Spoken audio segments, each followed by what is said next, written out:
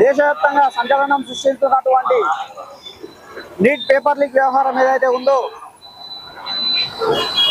దేశవ్యాప్తంగా ఉన్నటువంటి విద్యార్థి సమాజం, నిరుద్యోగ సమాజం అంతా కూడా ఢిల్లీలో జంతర్ మంతర్లో చేస్తున్నటువంటి ప్రొటెస్ట్ ని హింసాత్మకంగా మార్చడం కేంద్ర ప్రభుత్వపు ఆధిపత్యాన్ని తెలియజేస్తుంది. కేవలం ఒకే ఒక ఫోన్ కాల్తో ప్రపంచ దేశాల్లో యుద్ధాలను ఆపే నరేంద్ర మోదీ గారు పేపర్ లీక్ ను ఆపకపోవడం అనేది అత్యంత దుర్మార్గం, దారుణం కూడా. మరియు ఈ సంఘటనకు కనీస నైతిక బాధ్యత వహిస్తూ ధర్మేంద్ర ప్రధాన్ గారు, కేంద్ర విదేశాంగ మంత్రి, రిజైన్ చేయకపోగా తూతూ మంత్రంగా ఏవేవో చర్యలతో సరిపెడతామనడం బాధ్యతారాహిత్యాన్ని సూచిస్తుంది. ధర్మేంద్ర ప్రధాన్ గారు వాళ్ళ బిడ్డను అక్కడెక్కడో అమెరికాలో ఒక పెద్ద ఇన్స్టిట్యూట్లో చదివిపిస్తున్నారు.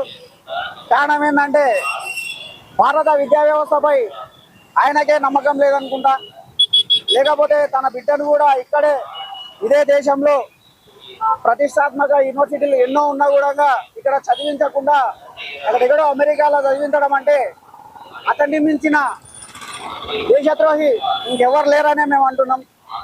ఎందుకంటే ఈ దేశంలో ఉంటూ, ఈ దేశపు అన్నం తింటూ, ఈ దేశపు గాలి వీలుస్తూ అక్కడెక్కడో వేరే దేశంలో చదివించడం అంటే అత్యంత దుర్మార్గమైనది. వీటన్నింటినీ బాధ్యత వహిస్తూ ధర్మేంద్ర ప్రధాన్ గారు ఖచ్చితంగా రాజీనామా చేయాలి. మరియు రక్షణ వ్యవస్థకు ఉన్నటువంటి అమిత్ షా గారు మొత్తం ఫెయిల్ అయిపోయి విద్యార్థుల పైన లాఠీ చార్జ్ చేసి ఆడబిడ్డలను చూడకుండా, ఎవరిని చూడకుండా హింసాత్మకంగా ప్రవర్తించారు. చాలా దారుణమైన ఘటనలు జరిగినాయి. దయచేసి సుప్రీంకోర్టు సిజేఐ గారిని ఈ విషయం పైన కొంచెం చూడండి సార్ అని చెప్తే, వీడియోలను చూసేంత ఓపిక, టైం మాకు లేదని చెప్పి సిజేఐ గారు చెప్తున్నారు.